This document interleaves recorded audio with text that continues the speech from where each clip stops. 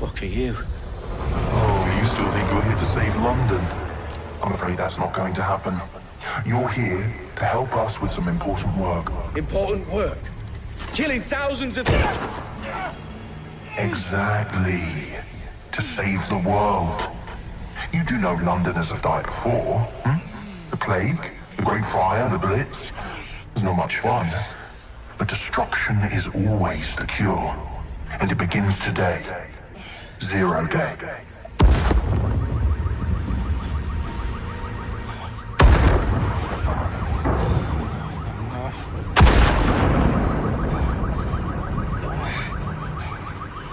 It's time for a hard reset.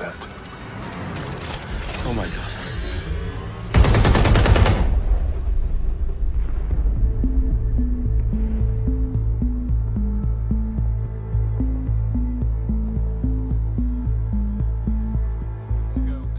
Explosions devastated 3 sites in London. Authorities are asking residents to remain in their homes as the situation continues to develop. We have received no official casualty total, but it is expected.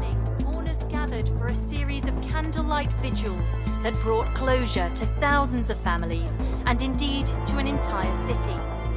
London is now laser-focused. Today at 10 Downing Street, where Nigel Cass, CEO of private military company Albion, received a mandate to secure London. Cass has vowed to hunt down DedSec. Terrorist responses Albion used cutting-edge artificial intelligence systems and autonomous drones to capture the remaining members of DedSec. A stark warning to would-be insurgents. Corporations are posting record profits due to increased efficiencies in production and distribution, enabled by the use of technologies initially developed and approved for security purposes. Cleanup as crime numbers take a dive.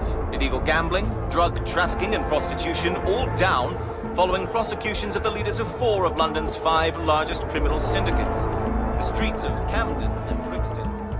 Londoners, as Albion's mandate is extended indefinitely by the government, life finally begins to return to normal. Curfews and travel restrictions have been lifted in all boroughs, thanks to the deployment. News outlets' reports of rioting in Trafalgar Square have been greatly exaggerated, possibly by foreign meddlers pushing a false narrative through social media. Albion is in complete control of a few... reprimand the public about the circulation of fake news, conspiracy theories persisting in dark corners of the internet that terrorist group DedSec were framed for the bombings have been roundly rejected. Our own reporters could not find a single Londoner willing to expound those theories on camera.